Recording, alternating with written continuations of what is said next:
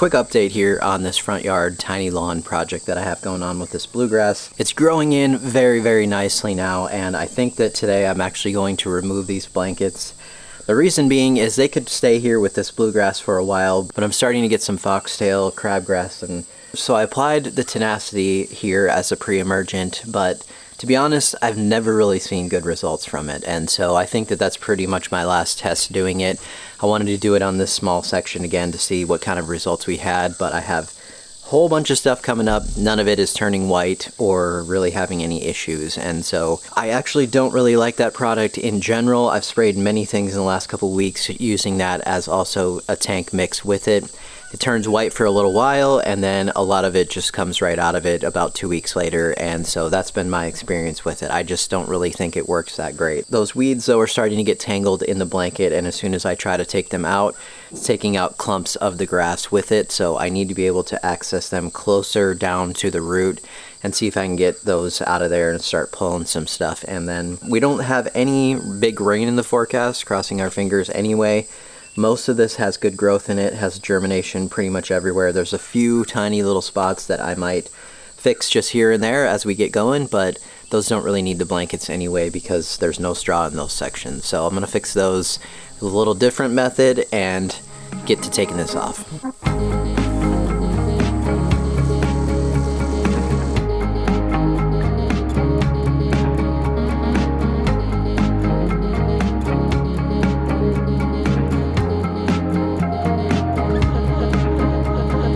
I always love this part now as well because you can kind of get a better sense of how much grass is actually here. The way that the blankets are, they just hide a lot of that smaller stuff, and so a lot of times you think it's quite a bit thinner than it is once you get these off of here. And it's definitely thin, but we don't expect it to be a full yard, especially on bluegrass, in about 2 weeks time here. But some of these middle areas here that had really good straw coverage, you can tell just does such a good job on that germination.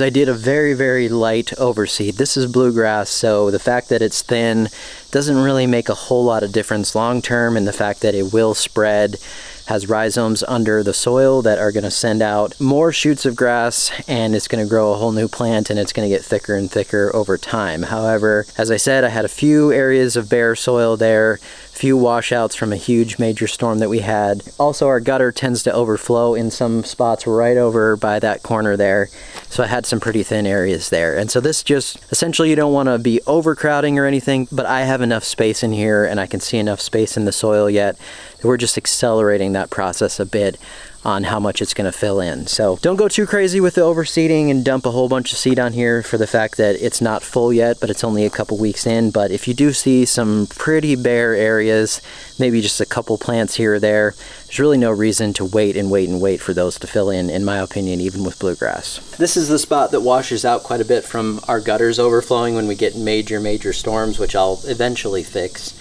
I've been waiting on doing this whole gutter project just because we may end up having a place to run all the water to, and before we did that I didn't want to have to do the project twice, so I've been waiting on that, but it's coming in the future here, figuring that out. But this area right through here is where it was a little thin from that washout, so I took a little of the extra straw. There was some that washed into those corners and I just spread that out lightly on here. Do also have a bag of easy straw that on any of these little bare spots now where I don't see much cover, I am going to do a light layer of that too, just to hopefully get that seed going again. We'll get back to the watering here, and I'm still going to keep my watering to a minimum if I can. It's going to be a lot easier to hold moisture in here now that we do have some grass growth, and the fact that that's going to kind of hold some of that in the root zone now. So it's not going to be as much water. There's still quite a bit of straw in here even after taking the blankets off, so that's good too to hold that moisture there. Doesn't need to be very heavy. We're just trying to fill in some of these gaps, and That's what I don't love about this stuff, is you can see sometimes it comes out in these little clumps and you kind of have to break that apart. It's hard to get a consistent layer on here, but it is easier in some ways too on stuff like this to do this than try to get blankets obviously back into just some of these areas, which you really can't do. So it works. Sometimes the combination of both of these products together helps you out. And this also has a tackifier in it, so what that means is when it gets wet, it will stick down better and it'll hold itself in place. So that's the plan. Just keep working little by little, and that's what I find is that a lot of people seed and then they just kind of let it go and whatever happens happens. But if you're consistent with continuing on the process, light overseeds, light covering on those areas, then in the end you have a lot better results. Also, remember, if you saw my first video, I'm very allergic to straw, so I'm trying to get out of here as soon as I can, get this done as quickly as I can, and try not to put my nose in it too much.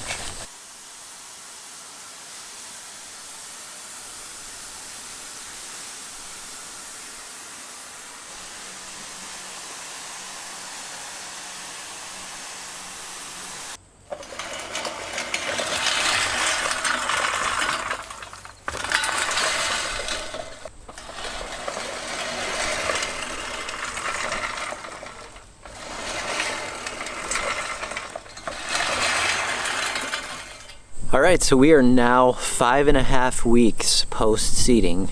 Yeah, I've just forgotten pretty much how much I dislike bluegrass for the sense of how slow it is. Obviously, it's a great grass in the end once you get past this stage, but just because of what I'm used to in some other things that I've been dealing with for the last few seasons and not really planting any straight bluegrass for quite some time, I've forgotten just how slow and how kind of somewhat defeating, I guess it feels in a sense, because you just keep looking at this thing like, what is going on here? We just have to wait it out, because I am seeing some of the signs of maturity starting to come now, where we're getting more leaves coming out. On that little bit of overseed, I do see the plants coming up, and they're in that kind of pout stage right now where they're not growing. So once we get through all of that, this will get a lot more full and it will get better, but it's gonna take quite a bit more time yet.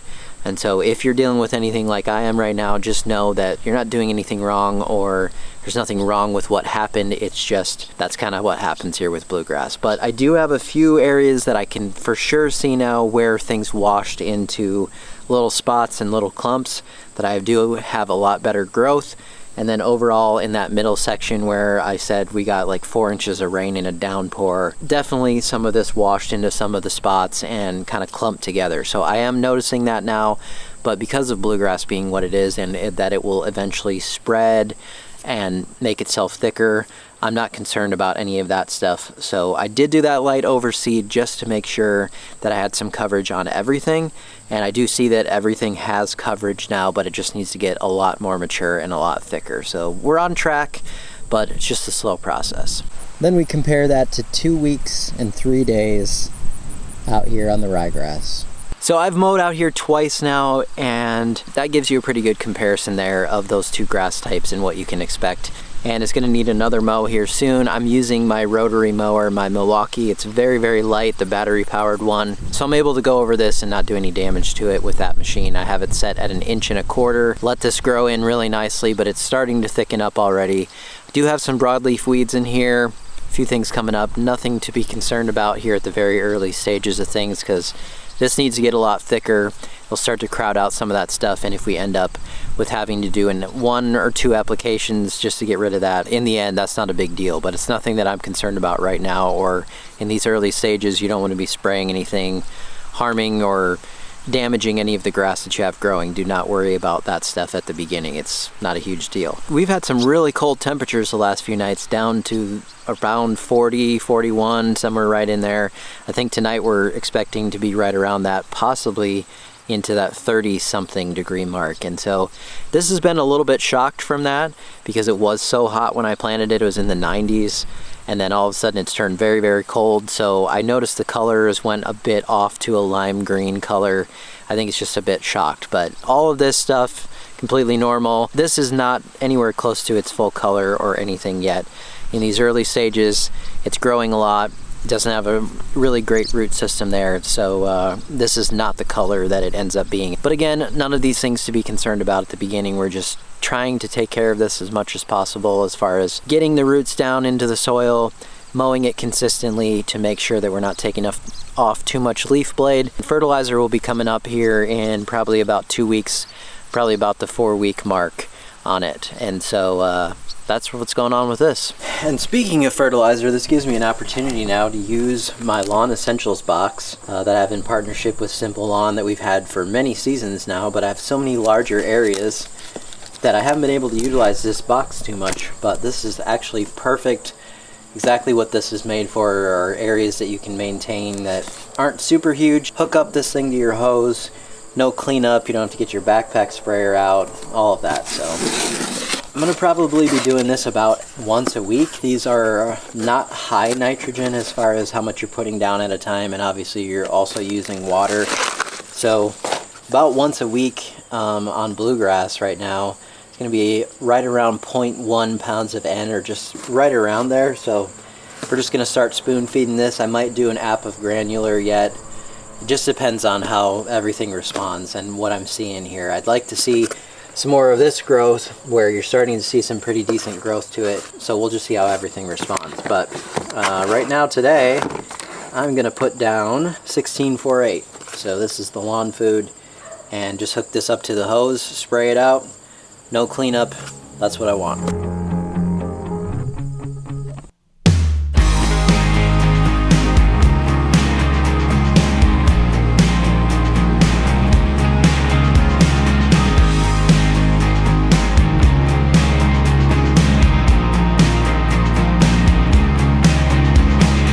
I haven't been able to fertilize a part of my yard that quickly in a very long time, so it's nice to be able to get something done, not have to do a whole bunch of cleanup like I normally do with my sprayer. You want to do this too during a cooler part of the day. Right now it's in the 60s here today. It's very cool, so I'm not worried about spraying it in the sunlight, but if it was warmer, definitely on the front part of the day or the last part of the day, not in the heat of the day when you want to spray, and then let it sit on there a little bit, dry on there, so that that leaf blade can take in the fertilizer, and then do a nice watering after that. Maybe tomorrow morning if that's your normal thing, or I'll probably do one later this afternoon. Not too late into the evening so that I'm getting this wet and having it go into the evening wet, but just let this sit here for the next probably hour or two, and with the winds today it should be dry, and I can do a nice soaking water on this and make sure everything is as healthy as it can be and takes in that fertilizer. And then, like I said, consistency after that with this, and patience. So that's where we're at on the front yard projects. Thanks so much for watching today. We'll see you next time.